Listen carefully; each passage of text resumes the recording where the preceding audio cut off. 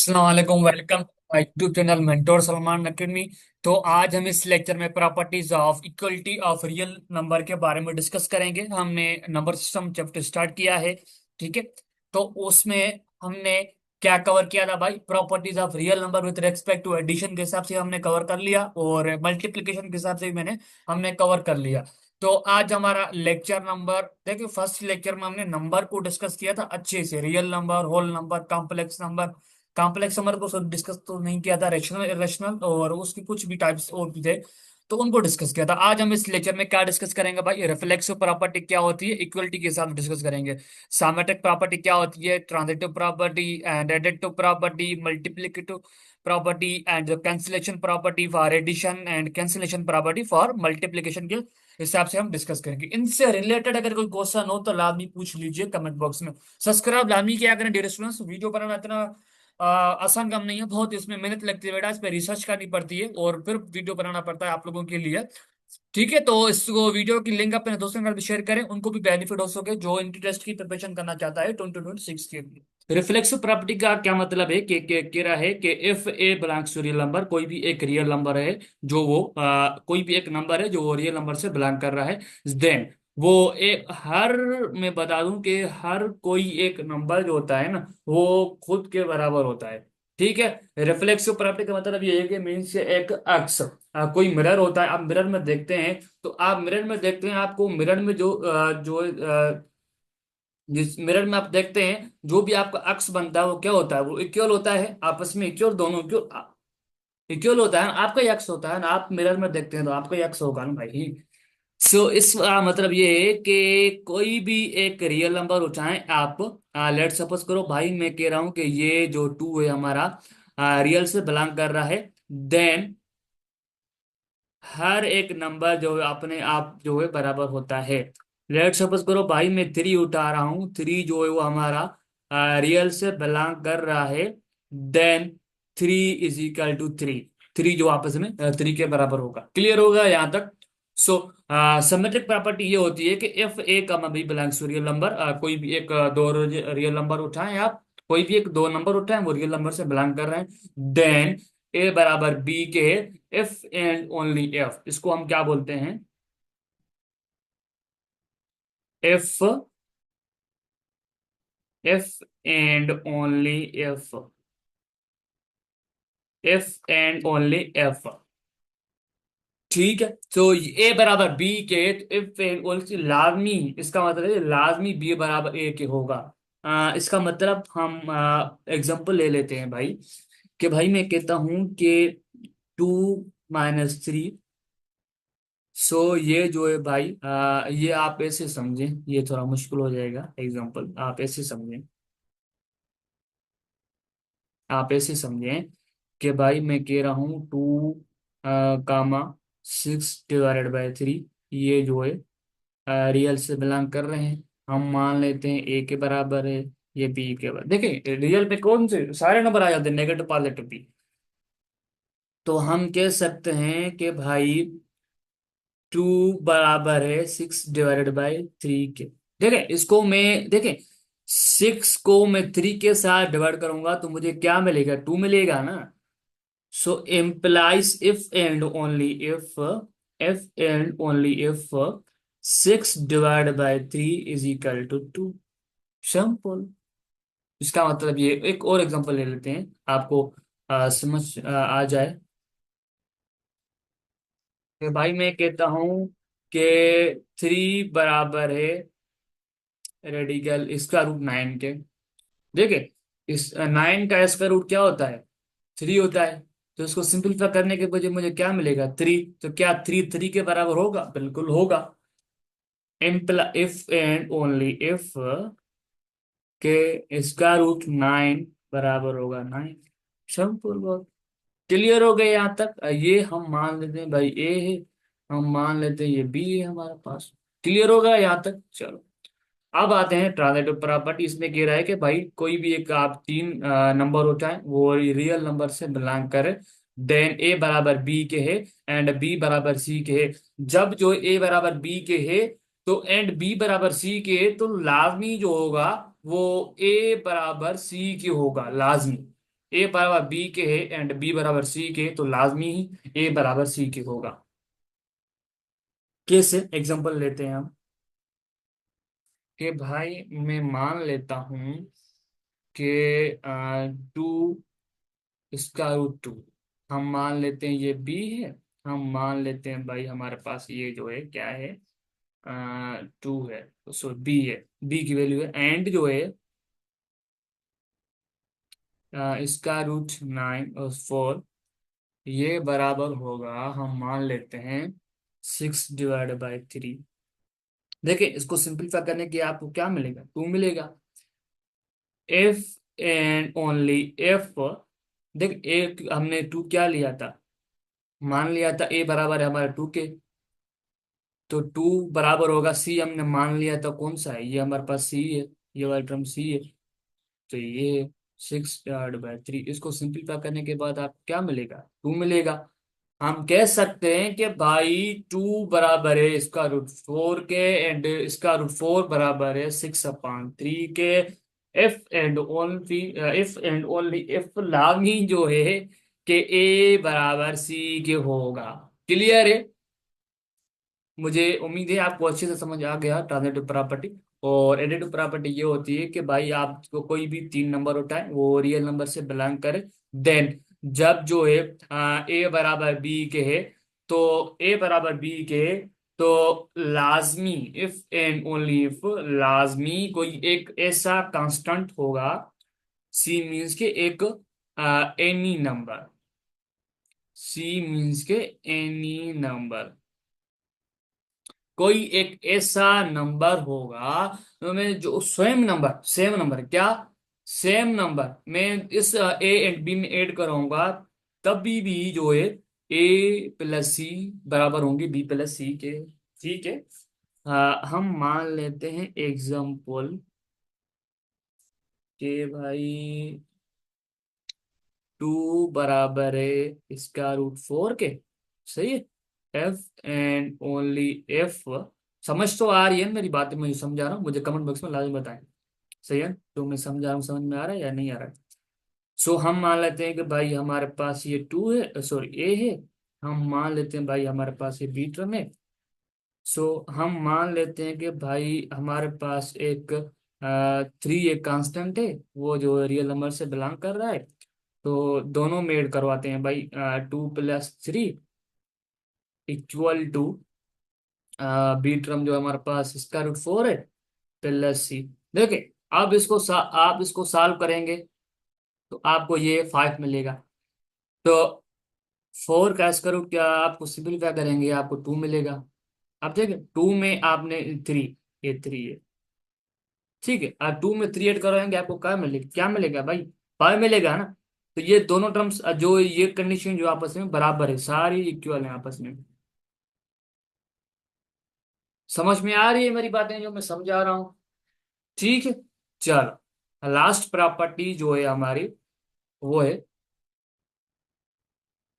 Multiplicative property. ठीक है, इसमें क्या होता है कि भाई आप कोई भी 3 नंबर उठाएं, कोई भी आप 3 नंबर उठाएं, वो रियल से बिलोंग करे, सच डेट ए बराबर बी के हैं। जब ए बराबर बी के हैं तो लाजमी देन आप इसको ऐसे भी लिख सकते हैं या ऐसे भी लिख सकते हैं। तो भाई ये ए बराबर बी के हैं, तो ए इंटू बराबर होगा बी इंटू सी के। ठीक है, ए बराबर बी के, तो आप कोई भी एक कांस्टेंट जो है, कोई भी एक सी जो है नंबर है, तो आप जो है दोनों साइड मल्टीप्लाई करवा रहे हैं, तो मीन्स को वो आपस में बराबर होंगे। सही है ना? वो आपस में क्या होंगे भाई, बराबर होंगे। सो इस वजह से जो हम मान लेते हैं भाई ये हमारे पास 3 है।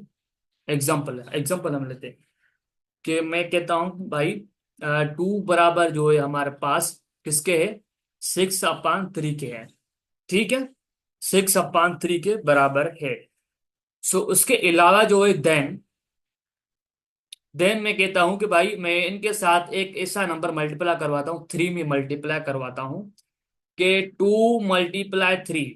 ठीक है, बी टर्म कौन सी हमारे 6/3 है, इनके साथ भी मैं सेम नंबर सी मल्टीप्लाई कराऊंगा। देख ये अपोजिट में पड़े हुए हैं, सेम है, ये कैंसिल हो जाएंगे।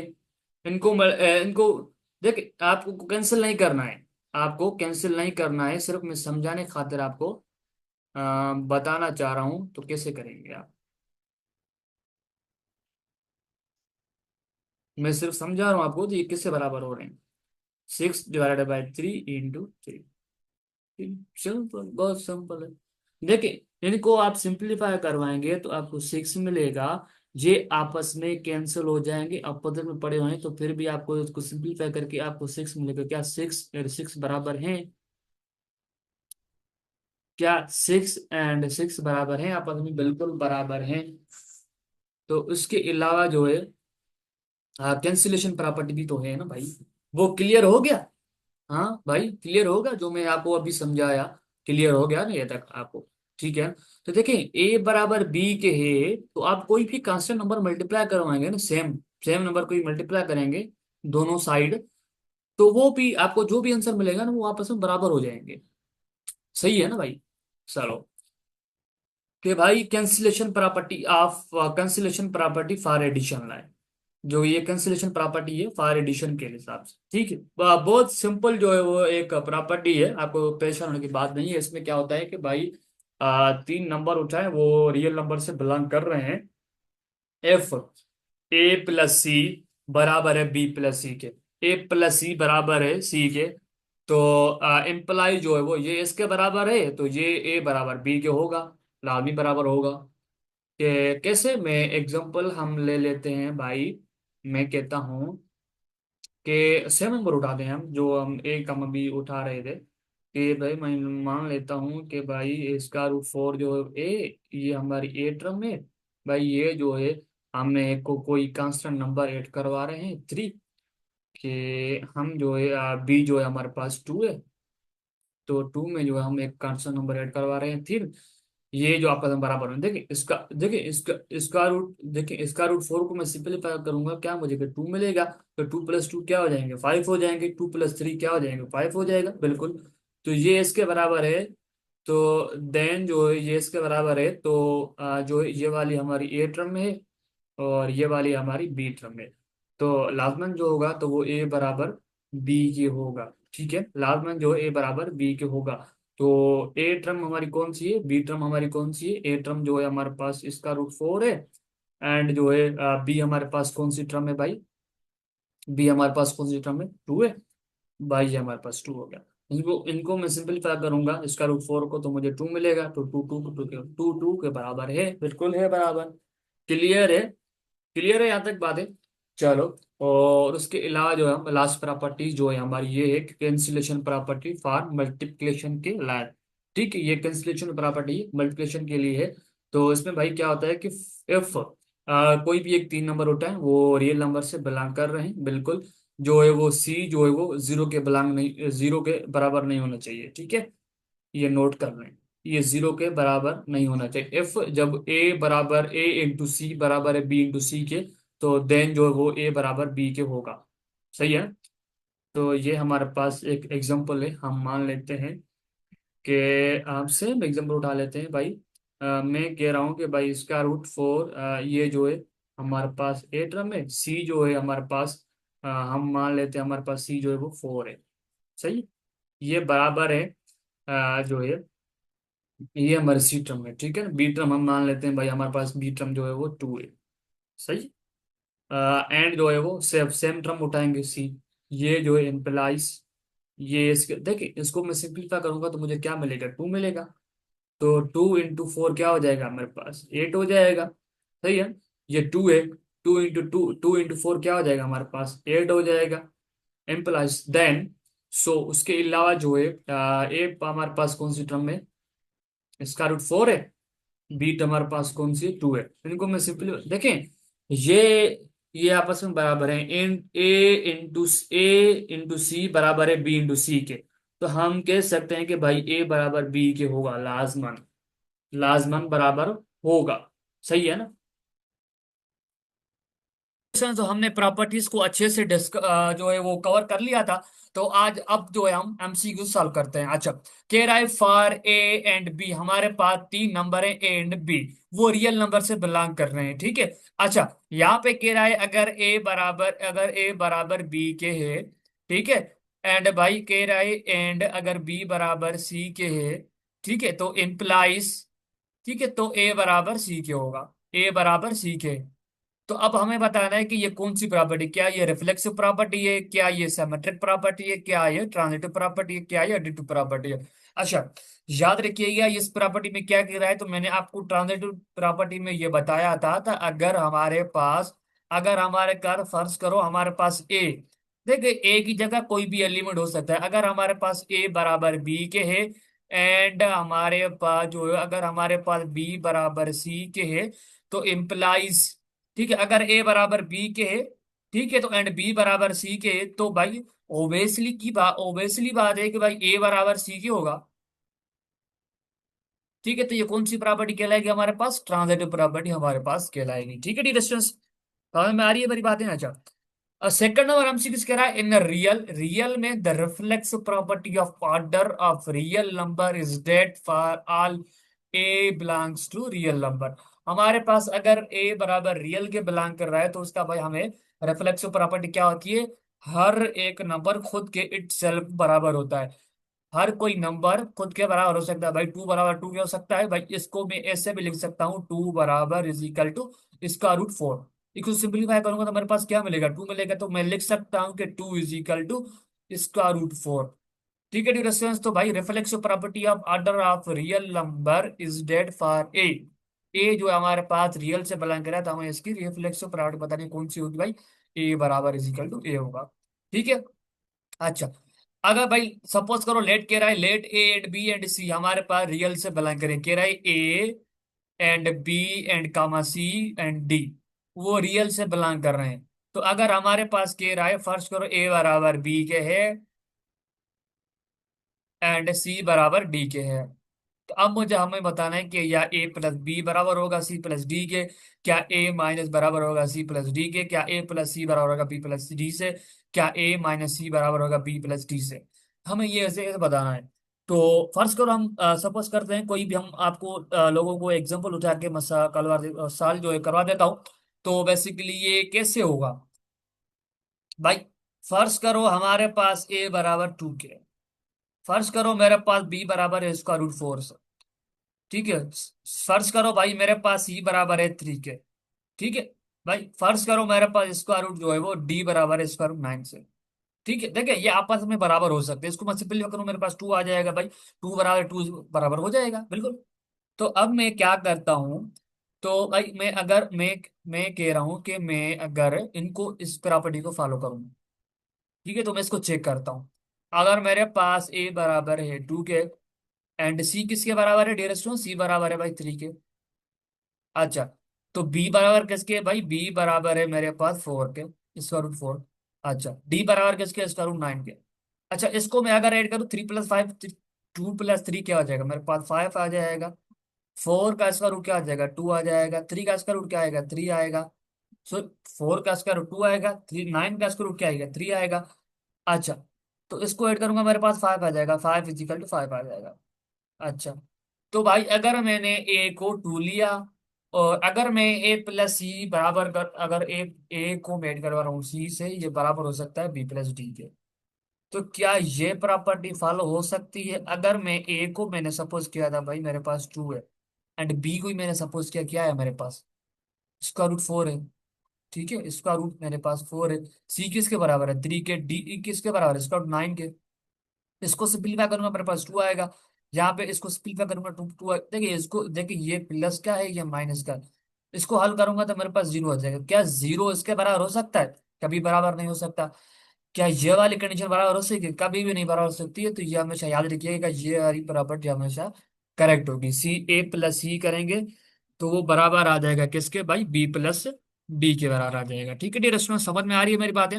अच्छा, अगर भाई फर्ज करो भाई हमारे पास कह रहा है for any real number x and y, हमारे पास एक्स एंड वाई जो है वो हमारे पास कोई भी रियल नंबर हो सकते हैं। ठीक है, तो एक्स की जगह कोई भी आप रियल नंबर उठा सकते हैं।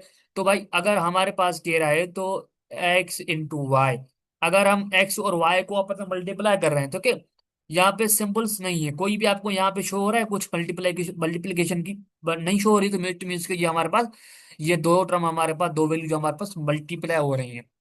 ठीक है, अगर x इंटू ये हमारे पास ये आ रही है, तो भाई इसका मतलब है कि हमारे पास या x एंड y बराबर जीरो को हो सकती है, या इसका ये भी हो सकता है कि अगर हमारे पास x बराबर जीरो के है तो y कुछ भी हो सकता है।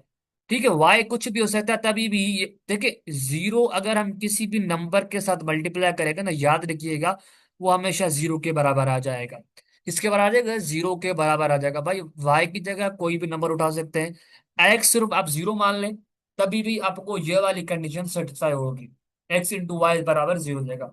अच्छा, अगर आप लोग क्या करें, x को वेरी करें, x की जगह कोई भी वैल्यू उठा सकते हैं, अगर हम y को बराबर करें जीरो का, तभी भी याद रखिएगा डियर स्टूडेंट्स, तो यहाँ पर हमेशा ये वाली प्रॉपर्टी जीरो आ, मीन्स कि ये x इंटू वाई जो है वो x इंटू वाई हमेशा जीरो के बराबर। इसका मतलब ये है कि हमारा या x जीरो हो सकता है या y जीरो हो सकता है। ठीक है, अगर दोनों भी हो सकते हैं कोई इशू नहीं, अगर एक जीरो है तो तभी भी हमारे पास ये वाली कंडीशन सेटिस्फाई होगी, पर इसके एमसीक्यू के ऑप्शन के मुताबिक हमारा ये ऑप्शन करेक्ट होगा। क्यों? तो एक्स जीरो हो सकता है या वाई जीरो हो सकता है। ठीक है, ठीक है डियर दोस्तों, तो हम यहाँ पे वीडियो को एटअप करते हैं। तो ये हमारे पास कुछ इंपॉर्टेंट एमसीक्यूज थे, तो इनको आप अच्छे से प्रैक्टिस करें। ठीक है डियर स्टूडेंट्स, तो हम नेक्स्ट लेक्चर में इंशाल्लाह properties of real number inequality में डिस्कस करेंगे। ठीक है डियर स्टूडेंट्स, ओके, अल्लाह हाफिज।